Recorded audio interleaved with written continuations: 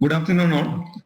So, today actually we are going to study first the analysis of pre-damped vibrations that we already started in the previous session. And in analysis of pre-vibrations, actually we discussed two cases in detail. One is over-damped vibrations and the other is critically damped vibrations. And after that, we just started the underdamped pre-vibrations.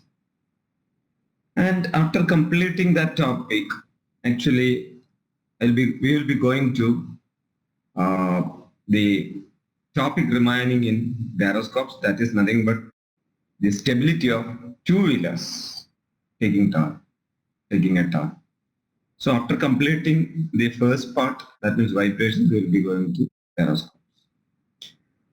So first, we are moving to the underdamped pre-vibrations. And in underdamped pre-vibrations, we already wrote the fundamental equation based on the system you can see here that we already studied.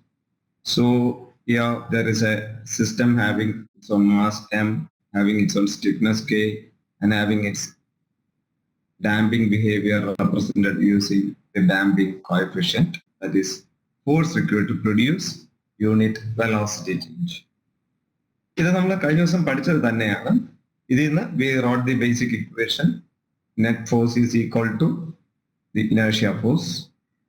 And here net force means Cx dot in upward direction, that is C dx by dt, or the damping force opposition. Then the spring opposition or stiffness force, that is also in upward direction, but inertia force is in downward direction since the acceleration is directed towards the main position. So we will get this equation, and we simplified it to the form x double dot plus c by mx dot plus k by mx equal to 0. And since the damped in all damped vibrations, the amplitude actually decreases in an exponential, negative exponential manner. We are actually substituting for x as a function of time, which is actually an exponential function, negative exponential function of time, e raised to st, where s may be a negative value. So we solve the equation using the usual mathematical technique, and the final solution may be in the form e raised to c1 e raised to s1t plus c2 e raised to s2t. And we had two cases already discussed. Actually, there are three cases, out of which two cases we discussed in detail, where the magnitude of the quantity inside the square root, that is c by 2m square minus k by m, is positive, or c by 2m whole square is greater than k by m. That is what is overdamping. And so the solution will be like this. And the cases we already discussed. Then next, we discussed about a case, critical damping, where, the capability to damp out the energy and the capability to oscillate or vibrate, that is k by m, they are the same. That is c by 2m square equal to k by m. That is the second case of critical damping. So these two will be the same. So inside the square root, you will get 0. And that condition is known as the critical damping. Then the ratio of damping at any condition to critical damping, that is C by Cc. C is actually the damping coefficient of any system, and Cc, the damping coefficient value when the system is critically damped. That means if you increase the damping coefficient value in such a way that C by 2m the whole square becomes equal to k by m, the condition is known as critical damping coefficient. Value of C is known as Cc. So the value C by Cc is known as the damping factor or damping ratio. That is usually represented using the small letter theta. Okay, theta is so C by Cc, and Cc we already wrote as 2m omega. So these are the things we discussed about critical damping. Then we discussed about free undamped longitudinal vibrations. Sorry, not undamped, underdamped longitudinal vibrations, not undamped, underdamped.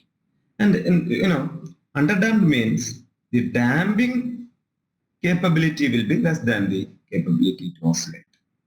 So system will continue its oscillations with gradually decreasing amplitude. So that is what is actually the underdamping. And in most of practical systems around us, including automobile shock absorbers and similar systems, we can see this underdamped case. So since C by 2m the whole square is less than k by m, if you consider the fundamental equation, you can see on the left side of the screen, S12 will be equal to negative C by 2m plus or minus root of C by 2m square minus k. And here C by 2m square is less. Since this quantity is less than k by m, we'll be getting a negative value inside this square root. So the roots of the differential equation becomes a set of complex conjugates. So actually we can rewrite the solution S1 and S2 like this: negative C by 2m plus root of negative 1 into k by m minus C by 2m square. ഇതിനെ ഞാൻ തിരിച്ചെടുത്തു. നേരത്തെ C by 2m square minus k by m എന്നായിരുന്നു. ഇവിടെ ഒരു root of negative 1 if you can take outside, you can write like this. Root of negative 1 is usually denoted using iota. I എന്നും വിളിക്കാം. Iota ആണ് actually Greek letter iota. So using Greek letter iota, you can represent root of negative 1. So negative C by 2m plus or minus that I into root of k by m minus C by 2m square. ഇങ്ങനെ എഴുതാം. ഇതുപോലെ we can write the expression for second root. That is the plus sign here becomes negative. So negative C by 2m minus I into root of the same. Here already we know what is root of k by m. Root of k by m is omega n. So k by m is omega n square. Okay, k by m is omega n square. So this k by m can be substituted as omega n square. And that means natural frequency of a system without any damping. That is what is omega n. So omega n square we can substitute here. And for easiness of writing the further equations, I am substituting C by 2m as simply A. A is just used to represent the quantity C by 2m. എപ്പോഴും C by 2m എന്നിങ്ങനെ എഴുതി പോകാനുള്ള ബുദ്ധിമുട്ട് ഒഴിവാക്കാൻ വേണ്ടി C by 2m പകരം we are using letter A. Okay. So why? The term inside the square root can be written as omega n square minus A square. This is omega n square minus C by 2m square, that is A square. And the term root of omega n square minus C by 2m square is defined as the circular frequency of damped vibrations. Actually, omega n is natural frequency, circular frequency without any damping.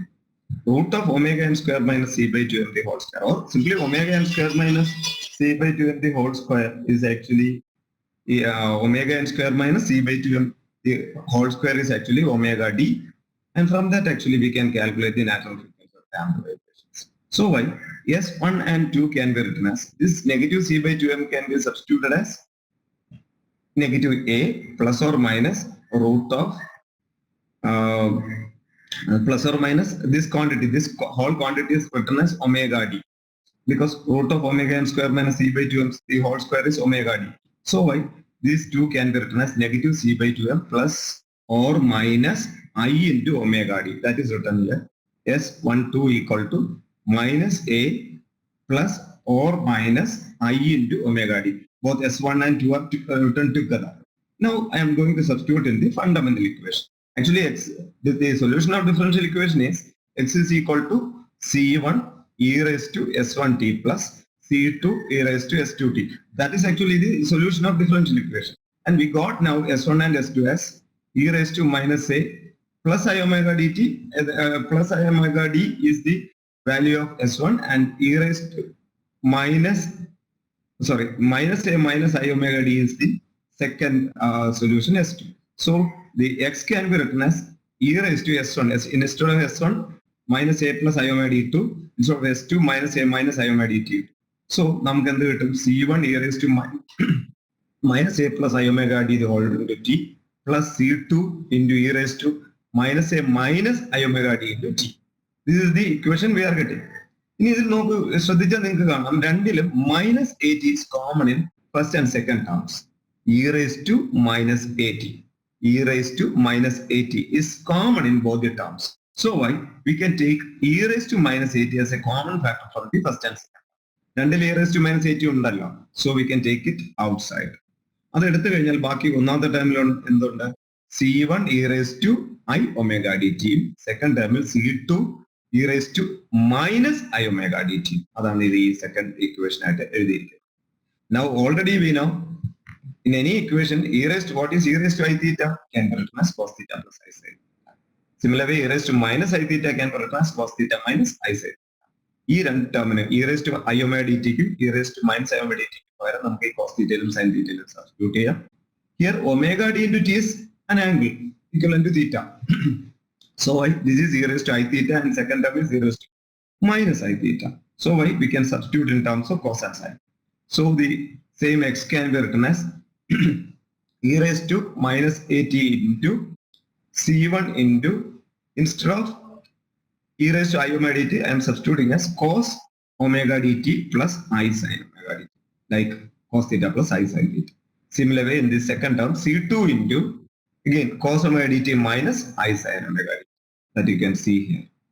Now, if you consider this equation as a whole, in both first term, that means in C1 cos omega dt plus I sin omega dt and C2 cos omega dt and second, minus I sin omega dt. In both the terms, cos omega dt is common. Cos omega dt. So we can take cos omega dt as a common factor from both. If you take cos omega dt as a common factor, the remaining term in first is C1 and the second is C2. So C1 plus C2 into cos omega dt. Similarly, we can group sine terms.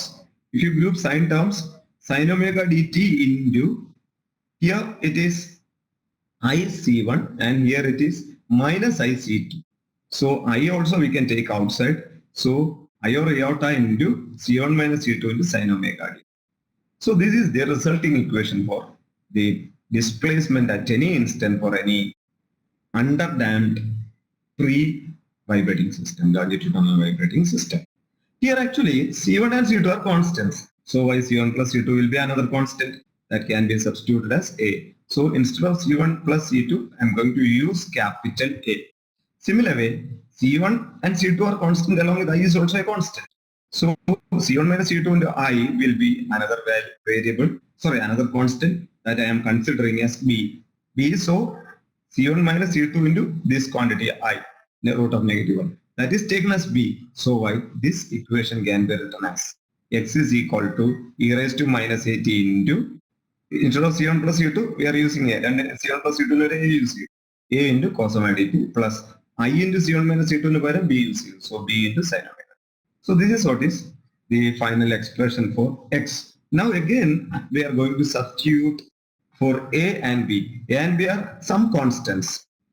Look, now I am using A in the form of C cos theta, where C and theta are other constants. B is equal to taken as C sin theta. That means A and B ഒരുപോലെ ഒരേ കോൺസ്റ്റന്റുകളുടെ ടേംസിലേക്ക് ആക്കാം.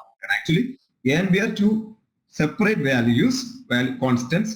A ക്ക് വരും C cos theta എന്ന function ആയിട്ടും B ക്ക് വരും C sin theta എന്ന് പറയുന്ന ഫംഗ്ഷൻ ആയിട്ടും കൊടുക്കാൻ പോവുക. അപ്പോ ഈ സിയും തീറ്റയും പുതിയ സാധനങ്ങളൊന്നും അല്ല. നിങ്ങൾ ഇത് രണ്ടും സ്ക്വയർ ചെയ്തൊന്ന് ആഡ് ചെയ്ത് നോക്കൂ. എയും ബിയും സ്ക്വയർ ചെയ്ത് ആഡ് ചെയ്ത് നോക്കൂ. What you will get A square plus B square equal to C square എന്ന് കിട്ടും. അപ്പൊ സി എന്ന് പറയുന്ന പുതിയ സാധനമൊന്നുമില്ല. C is nothing but root of A square plus B square. ആ പഴയ രണ്ട് കോൺസ്റ്റന്റുകളുടെയും root of A square plus B square is C. Similarly, ഇതിന്റെ രണ്ടിന്റെ റേഷ്യോ എടുത്ത് നോക്കൂ. You will get sin theta by tan theta. Cos theta as tan theta. Upper side is B by A. So theta is tan inverse B by A. Or tan theta equal to B by A. അപ്പോൾ തീറ്റ എന്ന് പറയുന്ന പുതിയ സാധനമല്ല. It is actually tan inverse of B by A. അതുപോലെ തന്നെ C എന്ന് പറയുന്ന root of A square plus B square. അപ്പോൾ ഇവിടെ പുതിയ വേരിയബിൾസ് ഒന്നും അല്ല ആക്ച്വലി നമ്മൾ യൂസ് ചെയ്തിരിക്കുന്നത്.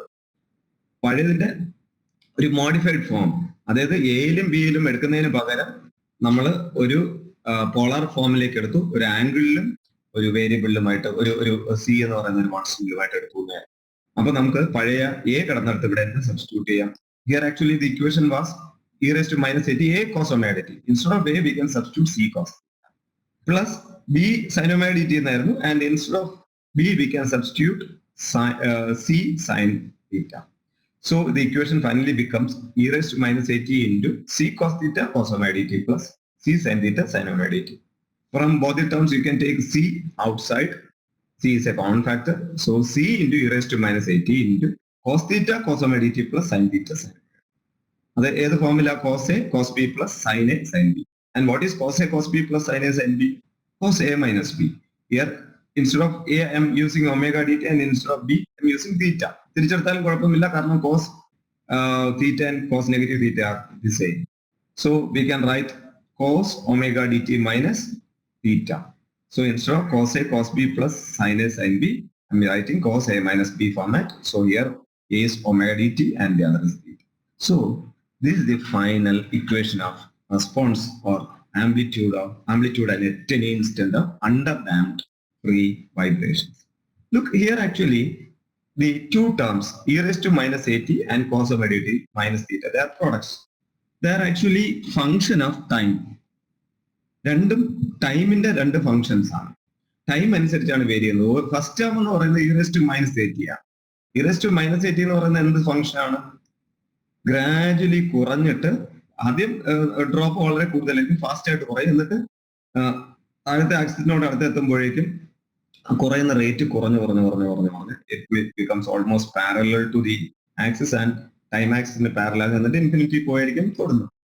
അപ്പൊ ഇതൊരു നെഗറ്റീവ് എക്സ്പോണൻഷ്യൽ ടേം ആണ് ഫസ്റ്റ് ടേം. രണ്ടാമത്തെ ടേം നിങ്ങൾക്കറിയാം കോസ് ആണ്. കൊസൈൻ ടേം എങ്ങനെയാ വേരി ചെയ്യുന്നത്? ഒരേ ആംപ്ലിറ്റ്യൂഡിൽ ഇങ്ങനെ വേരി ചെയ്തുകൊണ്ട് റിപ്പീറ്റ് ചെയ്തുകൊണ്ടേയിരിക്കും. പക്ഷേ ഇവിടെ actually the equation is displacement of an underdamped vibration is product of these two, negative exponential and cosine. അതിന്റെ രണ്ടിന്റെയും പ്രോഡക്റ്റ് ആണ്. അതുകൊണ്ട് എന്ത് പറ്റും? ആ കൊസൈൻ ഉണ്ടാകും, പക്ഷെ കൊസൈന്റെ ആംപ്ലിറ്റ്യൂഡ് എന്ത് ചെയ്യും? ആ ഡിസ്പ്ലേസ്മെന്റ് കണ്ടോ കുറഞ്ഞു വരും. ഇതാണ് പ്രോഡക്റ്റ് ഓഫ് ഒരു നെഗറ്റീവ് എക്സ്പോണൻഷ്യൽ ആൻഡ് ഒരു കോസും ഉണ്ടാകുന്നത്. സി ഒരു കോൺസ്റ്റന്റ് ആണ്. അതിന്റെ കൂടുതൽ ഡീറ്റെയിൽസ് നമുക്ക് അടുത്ത സെറ്റ്. ഇതിലെ ചുമ്മാ അറ്റ് എനി ഇൻസ്റ്റന്റ് ഫസ്റ്റ് ഡിസ്പ്ലേസ്മെന്റിന് ഞാൻ x1 എന്ന് വിളിച്ചു, second ഓസിലേഷന്റെ displacement x2 x3 etcetera അങ്ങനെ നമുക്ക് വിളിക്കാം. ഇനി ലുക്ക് സെയിം സാധനം നമുക്ക് ഒരു പടവും കൂടെ ഒന്നുകൂടെ കാണാം. Look actually here same underdamped curve is shown, underdamped free vibration curve is shown.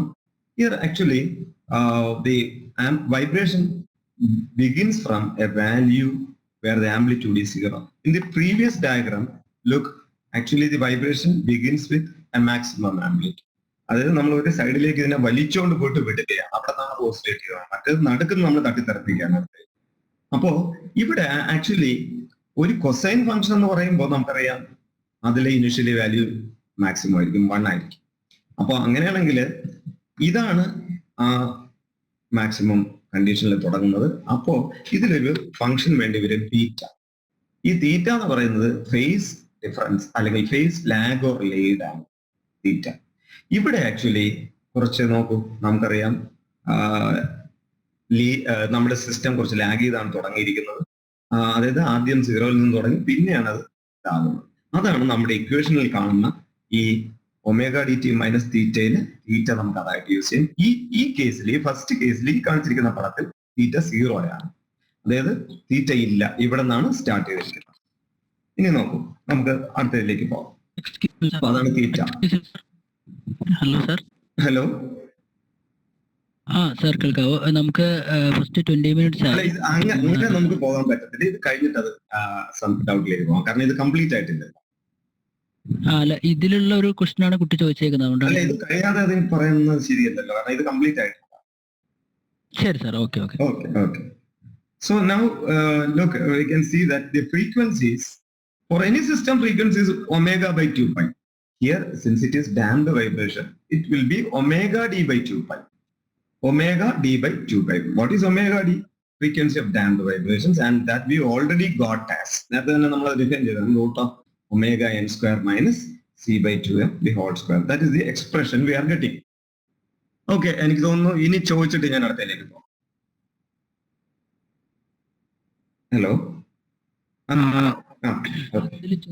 ഒരു ക്വസ്റ്റ്യൻ ആണ് നമുക്ക് വന്നിട്ടുള്ളത്.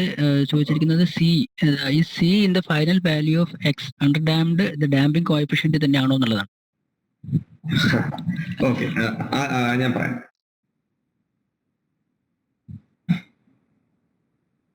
Look here in this equation you can clearly see that this is C damping coefficient. അത് കഴിഞ്ഞിട്ട് അത് ശ്രദ്ധിക്കാതിരിക്കുന്നുണ്ടോ പറ്റുന്ന ഒരു അബദ്ധം. അത് കഴിഞ്ഞിട്ട് എന്താ ചെയ്തിരിക്കുന്നത്, അക്ഷരങ്ങൾ എല്ലാം കൂടെ ഉപയോഗിച്ച് വൃത്തികേടാക്കുന്നത് സി ഉപയോഗിച്ചു എന്നേ ഉള്ളൂ. നോക്കൂ, C1 പ്ലസ് C2 പകരം എ എന്ന് കൊടുത്തു, C1 മൈനസ് C2 പകരം ബി എന്നും കൊടുത്തു. അപ്പൊ നമുക്ക് A cos omega D T plus B sine omega D T എന്ന് കിട്ടി. അതിനെ കൊസൈൻ ആക്കാൻ വേണ്ടി എക്ക് പകരം ഒരു സബ്സ്റ്റിറ്റ്യൂട്ട് ചെയ്തതാണ് സി കോസ് തീറ്റ. എക്ക് വരെ ചുമ്മാ സി കോസ് തീറ്റ സബ്സ്റ്റിറ്റ്യൂട്ട് ചെയ്യുമ്പോൾ സി എങ്ങനെയാ ഡാമ്പിംഗ് കോഎഫിഷ്യന്റ് ആവുന്നത്? ആകാൻ പറ്റുമോ? ഇംപോസിബിൾ. അത് ചുമ്മാ ഒരു വാല്യൂ, സി എന്ന് പറയുന്നത് ഒരു സാധനം, ഒരു കോൺസ്റ്റന്റ്, അല്ലാതെ അതിന്റെ ഡാമ്പിംഗ് കോഎഫിഷ്യന്റ് ആയിട്ട് യാതൊരു ബന്ധവും. ഇനി മാത്രമല്ല, നിങ്ങൾക്ക് കാണാം, ഈ ഇക്വേഷനിൽ നിങ്ങൾക്ക് നോക്കിയാൽ കാണാം, നിങ്ങൾ ആ ഇക്വേഷനിലെ തീറ്റ സീറോ ആക്കുക. ആ ഫണ്ടമെന്റൽ ഇക്വേഷനിലെ തീറ്റ സീറോ ആക്കുമ്പോൾ എന്താ സംഭവിക്കുന്നത്? ടൈം ടി സീറോ ആക്കുക. അത് ഇനിഷ്യൽ ടൈം എന്ന് പറഞ്ഞാൽ ടൈം എത്രയായി മാറി? സീറോ. ടൈം സീറോ ആകുമ്പോൾ ഇത് ഒമേഗ ഡി ടി എന്തായി മാറി? സീറോ ആയി. ആൻഡ് തീറ്റ, അതായത് ലാഗും ലീഡും ഒന്നുമില്ല, അതും സീറോ ആയി. അപ്പൊ കോസ് സീറോ എന്ന് കിട്ടും. What is cos zero? 1. ഇനി e raise to minus a ടിയിലെ ടിയും സീറോ ആണല്ലോ, ഇനിഷ്യൽ ടൈം ആണ് ഞാൻ പറയുന്നത്. ആ t is equal to zero. അത് വൈബ്രേഷൻ സ്റ്റാർട്ട് ചെയ്യുമ്പോൾ ലാഗും ലീഡും ഒന്നും ഇല്ലെങ്കിൽ ടിയും സീറോ ആണ്, തീറ്റയും സീറോ ആണ്. ടി സീറോ ആകുമ്പോൾ omega D t minus theta zero ആയി, e raise to minus a ടിയിലെ എ ടിയും സീറോ ആയി. അപ്പോ കോസ് സീറോ 1 ആണ്, ഇ റൈസ് ടു സീറോ 1 ആണ്. അപ്പോ ഇത് X is equal to C എന്ന് കിട്ടി. അതായത് ഇനിഷ്യൽ ആംപ്ലിറ്റ്യൂഡ് ആണ് സി. ഒരു വൈബ്രേഷൻ തുടങ്ങുമ്പോഴുണ്ടാകുന്ന ഇനിഷ്യൽ ആംപ്ലിറ്റ്യൂഡിൽ തീറ്റ ഇല്ലെങ്കിൽ, അതായത് ലാഗോ ലീഡോ ഇല്ലെങ്കിൽ, അപ്പോഴുള്ള value of displacement is actually the value C. അതിന് ഞാൻ എ എന്നാണ് അടുത്ത റെപ്രസെന്റ് ചെയ്തിരിക്കുന്നത്, ക്യാപിറ്റൽ എ. നോക്കൂ, ക്യാപിറ്റൽ എ, കൺഫ്യൂഷൻ വരാതിരിക്കാൻ സി മാറ്റി എ എന്ന് യൂസ് ചെയ്യുന്നുള്ളൂ. ഈ എ എന്ന് പറയുന്നത് ഇനിഷ്യൽ ഡിസ്പ്ലേസ്മെന്റ് ആണ് ഫ്രം മെയിൻ പൊസിഷൻ. അത് പക്ഷെ കുറഞ്ഞുകൊണ്ടേയിരിക്കും. ഈ എ എന്ന് പറയുന്ന ആദ്യത്തെ ഒറ്റ ആംപ്ലിറ്റ്യൂഡിൽ മാത്രമേ ഉണ്ടാവുള്ളൂ. അത് കഴിഞ്ഞിട്ട് അത് കുറഞ്ഞു പോകും. ഇനി നമുക്ക് അടുത്തടുത്തുള്ള രണ്ട് ആംപ്ലിറ്റ്യൂഡുകളുടെ റേഷ്യോ എന്ന് എടുക്കാം. നോക്കൂ, ഈ ടിക്ക് പകരം ആദ്യം ഞാൻ T1 എന്ന് കൊടുത്തു. ആ T1 എന്നതിന് പകരം ഞാൻ ടി എന്ന് തന്നെ പേര് കൊടുത്തു. T1 എന്ന് പറഞ്ഞാൽ ഇനിഷ്യൽ ടൈം. ഈ X1 എന്ന് പറയുന്ന ആംപ്ലിറ്റ്യൂഡ് ഉള്ളപ്പോൾ ഉള്ള ടൈമിനെ T1 എന്ന് പേരിട്ടു. ചുമ്മാ T1 എന്ന് വിളിച്ചു, അല്ലെങ്കിൽ അതിനെ നമുക്ക് ടി എന്ന് തന്നെ വിളിക്കാം. എന്നാൽ അത് കഴിഞ്ഞിട്ട് ഒരു വൈബ്രേഷൻ കഴിയുമ്പോൾ, ഒരു ഓസിലേഷൻ കംപ്ലീറ്റ് ചെയ്യാൻ എടുക്കുന്ന സമയത്തിനാണല്ലോ ടൈം പീരീഡ് TP എന്ന് വിളിക്കുന്നത്. അപ്പോൾ ഇവിടെ നിന്ന് X1 കുറഞ്ഞ് അടുത്ത പുതിയ ആംപ്ലിറ്റ്യൂഡ് X2 ആകാൻ എടുക്കുന്ന ടൈം എന്ന് പറയുന്നത് ഒരു ടൈം പീരീഡ് ആയിരിക്കും. അല്ലെങ്കിൽ X2 നിന്ന് X3 ആകാൻ എടുക്കുന്ന ടൈം പീരീഡ് TP തന്നെയായിരിക്കും. അല്ലെങ്കിൽ X3 നിന്ന് X4 ആകാൻ എടുക്കുന്ന ടൈം പീരീഡും TP തന്നെയായിരിക്കും. അപ്പൊ ടൈം പീരീഡ് അത് കോൺസ്റ്റന്റ് ആയിട്ട് അങ്ങനെ പോവുകയാണ്. അപ്പൊ ഞാന് ഒന്നാമത്തെ X1 എഴുതാൻ വേണ്ടി ഇങ്ങനെ എഴുതാണ്, X1 equal to e raised to minus a tp, sorry e raised to a t plus cos omega dt minus theta. ഇത് തന്നെ, ഈ ഇക്വേഷന് മാറ്റമൊന്നും വരുത്തിയില്ല. അടുത്ത് X2 എഴുതാൻ ഞാൻ ടൈമിനോടൊപ്പം ഈ ടിക്കോടൊപ്പം എത്ര കൂടെ കൂട്ടേണ്ടി വരും? ഇവിടെ വെച്ച് ടൈം ടി ആണെങ്കിൽ ഇതുവരെ എത്താൻ എത്ര സമയം കൂടെ കഴിയണം? TP സമയം കൂടെ കഴിയണം. അപ്പൊ X2 എത്തുമ്പോൾ ടൈം ഇവിടെ വെച്ച് ടി ആയിരുന്നെങ്കിൽ ഇവിടെ വെച്ച് എത്രയായിരിക്കും? T plus TP. അപ്പൊ ഞാൻ X2 എഴുതാൻ ഇങ്ങനെ എഴുതാം, c e raised to minus a into t plus TP into cos omega d t plus TP minus തീറ്റ. എന്നിട്ട് ഞാൻ X1 X2 തമ്മിൽ ഡിവൈഡ് ചെയ്യാൻ പോവുകയാണ്. അപ്പം മുകളില് ഒരു cos omega d t plus TP minus തീറ്റയും ഉണ്ട്, അതുപോലെ തന്നെ cos omega dt മൈനസ് തീറ്റയും ഉണ്ട്. ആ കോസുകൾ തമ്മിലുള്ള വ്യത്യാസം എന്ന് പറയുന്നത് ഒരു TP ആണ്, ബാക്കിയൊന്നും മാറുന്നില്ല. ഒരു TP എന്ന് പറയുന്നത് ഒരു time period is equal to 360 degree revolution. അതായത് കോസിന്റെ വാല്യൂ എത്ര മാറും X1 X2 തമ്മിൽ? 360 ഡിഗ്രി. കോസിന്റെ വാല്യൂ 360 ഡിഗ്രിയിൽ മാറ്റമുണ്ടോ? Same value ആയിരിക്കൂലേ? അപ്പൊ റേഷ്യോ എടുക്കുമ്പോൾ കോസ് അങ്ങ് ക്യാൻസൽ ആയി പോകും. നിങ്ങൾക്ക് ഇങ്ങനെ ഒരു ഇക്വേഷൻ കിട്ടും, a into e raised to minus at by a into e raised to minus a t plus TP. ഇവിടെ actually cos omega dt into minus theta ഉണ്ടായിരുന്നു, താഴെ cos omega dt താഴെ cos omega dt into t plus TP minus theta ഉണ്ടായിരുന്നു. അതിൽ ആ cos omega dt minus തീറ്റയും cos omega dt plus TP into minus തീറ്റയും cancel ആയി പോയി. ആ കോസ്റ്റ് ടേമുകൾ ക്യാൻസൽ ആയി പോയി കഴിഞ്ഞിട്ട് ബാക്കി നമുക്ക് കിട്ടിയിരിക്കുന്നതാണ്. ഇതിൽ ആ കോൺസ്റ്റന്റുകൾ A അല്ലെങ്കിൽ C ക്യാൻസൽ ആയി പോകും. ബാക്കി നമുക്ക് എന്ത് കിട്ടും? e raised to minus at by e raised to minus at plus t. ഇതിലെ മേളിൽ താഴെ e raised to minus at ഉണ്ട്, ദാറ്റ് യു ക്യാൻ ക്യാൻസൽ. കാരണം ഈ താഴത്തെ e raised to minus a t plus TP can be written as e raised to minus at into e raised to minus atp. അതിലെ e raised to minus at യും e raised to minus at cancel ആയ ഡിനോമിനേറ്ററിൽ ഒരു e raised to minus atp വരും. e raised to minus atp in the denominator can be written as e raised to atp. ഇതിനെ വിളിക്കുന്ന പേരാണ് decrement. Because x1 നിന്ന് x2 amplitude എന്ത് ചെയ്യുക, കുറഞ്ഞു കുറഞ്ഞു, അല്ലെങ്കിൽ x2 നിന്ന് x3 ആംപ്ലിറ്റ്യൂഡ് കുറഞ്ഞു കുറഞ്ഞു വരികയാണ്. അതിൽ നമുക്ക് കാണാം it is equal to e raised to a into tp. a c/2m എന്ന് നേരത്തെ കൊടുത്ത സാധനമാണ് c/2m, where c is damping coefficient, m mass. അപ്പൊ ഈ e raised to a tp യിലെ a എന്ന് പറയുന്നത് c/2m, tp ടൈം പീരീഡ്. ഈ e raised to a tp യിലെ ടൈം പീരീഡ് കോൺസ്റ്റന്റ് ആയതുകൊണ്ട് x1/x2 കോൺസ്റ്റന്റ്, അല്ലെങ്കിൽ x2/x3 ഒരു കോൺസ്റ്റന്റ് കിട്ടും. ഏത് കേസിൽ ചെയ്താലും x2/x3 അല്ലെങ്കിൽ x3/x4 ആയാലും അടുത്തടുത്തുള്ള രണ്ട് വൈബ്രേഷന്റെ ആംപ്ലിറ്റ്യൂഡ് റേഷ്യോ എടുത്താൽ എനിക്ക് same result e raised to a tp. Now this is x1/x2. ഇതിന്റെ ഞാൻ നാച്ചുറൽ ലോഗരിതം എടുക്കാൻ പോകും. ഇതിന്റെ നാച്ചുറൽ ലോഗരിതം എടുത്താൽ delta is equal to natural logarithm log e raised to a tp ആണല്ലോ. അതിന്റെ നമ്മൾ നാച്ചുറൽ ലോഗരിതം എടുക്കുമ്പോൾ delta equal to ln x1/x2. ln x1/x2 എന്ന് പറയുമ്പോൾ simply e raised to a tp ആയിരുന്നോണ്ട് ലോഗരിതം എടുത്തോണ്ട് e raised to a tp എന്തായി മാറി, നാച്ചുറൽ ലോഗരിതം ആയതുകൊണ്ട് a tp എന്നായി. അതിനെ നമ്മൾ വിളിക്കുന്ന പേരാണ് ലോഗരിതമിക് ഡിക്രിമെന്റ്. വെറുതെ x1/x2 ഡിക്രിമെന്റ് എന്ന് വിളിച്ചു. അതിന്റെ ലോഗരിതത്തിന്, നാച്ചുറൽ ലോഗരിതത്തിന് ഡെൽറ്റ എന്ന് വിളിച്ചു. x1/x2 e raised to a tp ആയിരുന്നു, അതുകൊണ്ട് അതിന്റെ നാച്ചുറൽ ലോഗരിതം എടുക്കുമ്പോൾ വെറുതെ a tp എന്നാകും. ഇതില് tp വേണമെങ്കിൽ നമുക്ക് 2π/ω എന്ന് സബ്സ്റ്റിറ്റ്യൂട്ട് ചെയ്യാം. Because we already discussed it. Time period is 2π/ω. ഇത് ഡാംഡ് വൈബ്രേഷൻ ആയിട്ട് 2π/ωd എന്ന് ഇടാം. ωd we already rote as ωn² - a². ഇനി a ഓർമ്മയുണ്ടല്ലോ, c/2m. So why delta can be written as 2π into c/2m. That is, instead of a, I am substituting as c/2m. ഈ a വരെ c/2m കൊടുത്തു, divided by root of ωn² minus a വരെ എന്ത് കൊടുക്കാം, c/2m whole square എന്ന് കൊടുക്കാം. ഇതാണ് നമുക്ക് കിട്ടുന്ന ഇക്വേഷൻ. ഇതില് ആക്ച്വലി ഞാൻ ഡിനോമിനേറ്ററിൽ നിന്ന് ωn² കൂട്ടിൽ പുറത്തെടുക്കുകയാണ്. ഒരു ടേമിലെ ωn² ഫസ്റ്റ് ടേമില്, അതിന് പുറത്തെടുക്കുമ്പോൾ അത് 1 ആകും. ωn² ആയതുകൊണ്ട് പുറത്തെടുക്കുമ്പോൾ അത് വെറും ωn. അതേസമയം ഞാൻ രണ്ടാമത്തെ ടൈമിൽ ωn ഇല്ലാത്തതുകൊണ്ട് അതിന്റെ ഡിനോമിനേറ്ററിൽ ഒരു ωn². അപ്പോൾ ഇക്വേഷൻ നമുക്ക് ഇങ്ങനെ ആകും 2π into c/2m by ωn into root of 1 minus c/2m ωn whole square. ഇതിൽ നമ്മൾ നേരത്തെ ഇതിലെ ഈ ωn ഞാൻ ന്യൂമറേറ്ററിലെ ഡിനോമിനേറ്ററിലേക്ക് കൊണ്ടുപോവുകയാണ്. ന്യൂമറേറ്ററിലെ ഡിനോമിനേറ്റർ എന്ന് പറഞ്ഞാൽ 2π into c/2m ωn എന്നാണ്. What is 2m ωn?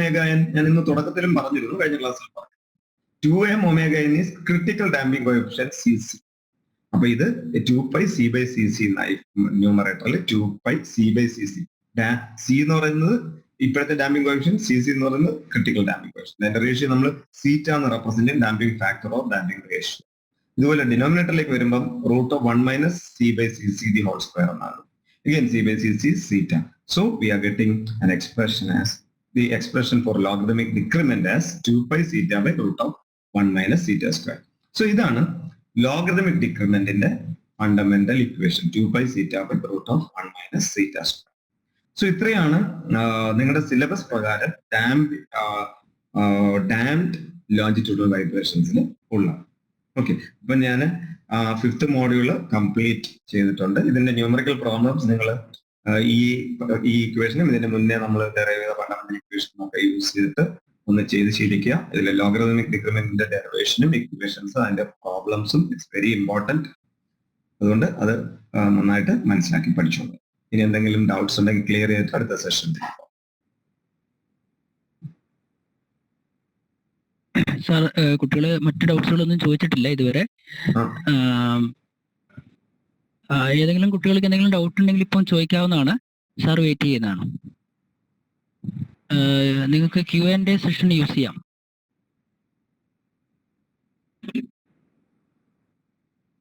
പറയുന്നത് ഈ പല എക്സാം പോയിന്റ് ഓഫ് വ്യൂവിലും ഇങ്ങനത്തെ ഒരു സാധനം ക്വസ്റ്റ്യൻ ആയിട്ട് ചോദിക്കുക, ഈ ലോഗരിതമിക്. അതായത് ഇങ്ങനെ ഒരു പറയും, after 5 consecutive oscillations the amplitude drops to 1/25 of the initial value എന്നായിരിക്കാം ക്വസ്റ്റ്യൻ തന്നെ. മനസ്സിലായോ? 5 consecutive oscillation കഴിയുമ്പോൾ ആംപ്ലിറ്റ്യൂഡ് ഇനിഷ്യൽ ആംപ്ലിറ്റ്യൂഡിന്റെ 1/25 ആകും. എന്നിട്ട് ഈ ഡാമ്പിംഗ് കോഎഫിഷ്യന്റ് കാണാനോ മറ്റോ ഒക്കെ ആയിരിക്കും ക്വസ്റ്റ്യൻ ചോദിച്ചിരിക്കുന്നത്. അപ്പൊ എന്തായാലും അങ്ങനെ ഒരു ക്വസ്റ്റ്യൻ വരികയാണെങ്കിൽ ആദ്യം നമ്മൾ ലോഗരിതമിക് ഡിക്രിമെന്റ് കാണാൻ. ലോഗരിതമിക് ഡിക്രിമെന്റ് കാണുക എന്ന് പറയുന്നത് നമുക്ക് ആക്ച്വലി അടുത്തടുത്തുള്ള രണ്ട് ഓസിലേഷൻസ് തമ്മിലുള്ള റേഷ്യോയുടെ നാച്ചുറൽ ലോഗരിതമാണ് ഡെൽറ്റ എന്ന ലോഗരിതമിക് ഡിക്രിമെന്റ്. ആ ഡെൽറ്റ അറിയാമെങ്കിൽ അതിന് നേരിട്ട് സീറ്റ കണ്ടുപിടിക്കാൻ പറ്റും ഡാമ്പിംഗ് റേഷ്യോ. ഡെൽറ്റ കണ്ടുപിടിക്കുക എന്നുള്ളതാണ് നമ്മുടെ ഉദ്ദേശം. അതിൽ x1 x2 അറിയാം, അല്ലെങ്കിൽ x2 x3 അറിയാം. അതായത് അടുത്തടുത്ത് രണ്ടുപേരും അറിയെങ്കിൽ ഈസി ആയിട്ട് എന്റെ റേഷ്യോ എടുത്താൽ മതി. പക്ഷേ നമുക്കറിയാവുന്നത് ഒന്നും അഞ്ചെണ്ണം കഴിഞ്ഞിട്ടും ഉള്ളത് തമ്മിലുള്ള റേഷ്യോ. അതായത് after 5 consecutive oscillations the damping ratio the amplitude drops to 1/25 of initial value എന്നാണ് ഞാൻ പറഞ്ഞത്. അപ്പോൾ 5 കോൺസിക്യൂട്ടീവ് ഓസിലേഷൻസ് എന്ന് പറയുമ്പോൾ x1 1 കഴിയുമ്പോൾ x2 ആകും, 2 കഴിയുമ്പോൾ x3 ആകും, 3 കഴിയുമ്പോൾ x4 ആകും, 4 കഴിയുമ്പോൾ x5 ആകും, 5 കഴിയുമ്പോൾ x6 ആകും. അതാണ് ശ്രദ്ധിക്കേണ്ടത്. അപ്പൊ x6ഉം x1ഉം തമ്മിലുള്ള റേഷ്യോ ആണ് 1/20. അതായത് x1 by x6 is 1/20. And നമുക്കറിയാം x1 by x2 is same as x2 by x3, x3 by x4 is same as x4 by x5, which is same as x5 by x6. അതായത് അടുത്തടുത്തുള്ള രണ്ടുപേരുടെ ratio എല്ലാം same ആണ്. x1 by x2, x2 by x3, x3 by x4, x4 by x5, x5 by x6. ഇതെല്ലാം same ആണ്. എന്നാൽ നമുക്കറിയാവുന്ന x1 by x6 ആണ്. എല്ലാം സെയിം ആണ് x1 by x6 ആണെങ്കിൽ നമുക്കറിയാം ഈ സെയിം ആയിട്ടുള്ള എല്ലാവരും കൂടെ മൾട്ടിപ്ലൈ ചെയ്താൽ, അതായത് x1 by x2 into x2 by x3 into x3 by x4 into x5 by x6 എത്ര എണ്ണം ആകും? 5 എണ്ണം, 5 ടേം ആകും. 5 ഒരേ ടേം തന്നെയാണ്. x1 by x2 തന്നെയാണ്, x2 by x3 തന്നെയാണ്, x3 by x4. അങ്ങനത്തെ 5 പേരെ തമ്മിൽ മൾട്ടിപ്ലൈ ചെയ്യുമ്പോൾ നമുക്ക് x1 by x2 into x2 by x3 into x3 by x4 into x4 by x5 into x5 by x6 എന്നായതുകൊണ്ട് x2കളെല്ലാം ക്യാൻസൽ ആയിപ്പോ, x3 ക്യാൻസൽ ആയിപ്പോ, x4 ക്യാൻസൽ ആയിപ്പോ, x5 ക്യാൻസൽ ആയി. ഉള്ളത് x1 by x6 എന്നായിരിക്കും. x1 by x6 പക്ഷെ തന്നിട്ടുണ്ട്, എത്ര തന്നിട്ടുണ്ട്? 1/25. അതിലെ x1 by x6 1/25 തന്നതിന് പകരം നമുക്ക് വേണമെങ്കിൽ എഴുതാം x1 by x2 the whole raised to 5 എന്ന് എഴുതാം. കാരണം നമ്മൾ x1 by x2 x2 by x3 x3 by x4 അങ്ങനെ 5 ടേമുകളല്ലേ മൾട്ടിപ്ലൈ ചെയ്തത്. എല്ലാം ഒരേ വാല്യൂ തന്നെയാണ്. ഒരേ വാല്യൂ 5 പ്രാവശ്യം മൾട്ടിപ്ലൈ ചെയ്തിട്ട് എന്ത് ചെയ്താൽ മതി? x1 by x2 raised to 5 എന്ന് എഴുതാം. ഇതാണ് ന്യൂമറിക്കൽ വരാവുന്ന ആകെ ഒരു ട്വിസ്റ്റ്. അപ്പൊ x1 by x2 raised to 5 is equal to x1 by x6. That is given as 1/25. അതിൽ നമുക്ക് x1 by x2 കണ്ടുപിടിക്കാൻ പറ്റും. നിങ്ങൾ ഏതെങ്കിലും പുസ്തകം നോക്കിയാണെങ്കിൽ നിങ്ങൾക്ക് അത് മനസ്സിലാവും. x1 by x2 കിട്ടിയാൽ അതിന്റെ നാച്ചുറൽ ലോഗരിതം എടുക്കാൻ. നാച്ചുറൽ ലോഗരിതം അത് എല്ലാം കാൽക്കുലേറ്ററിൽ എല്ലാം ബട്ടൺ ഉണ്ട്. അപ്പൊ എല്ലാം എടുത്തു കഴിഞ്ഞാൽ you will get logarithmic decrement delta. Logarithmic decrement delta കിട്ടിക്കഴിഞ്ഞാൽ you can use the expression 2π θ by root of 1 minus θ square to find out your logarithmic zeta value. Around delta നമുക്ക് അറിയാമല്ലോ, കിട്ടിക്കഴിഞ്ഞാലോ. അതിൽ നിന്ന് ഡാമ്പിംഗ് റേഷ്യോ എന്ന് പറയുന്നത് സീറ്റ കാണാൻ പറ്റും. ഇനി സീറ്റ എന്താ? c/2m ഒമേഗ ആണ്. സീറ്റ എന്ന് പറയുന്നത് c/2m ഒമേഗ.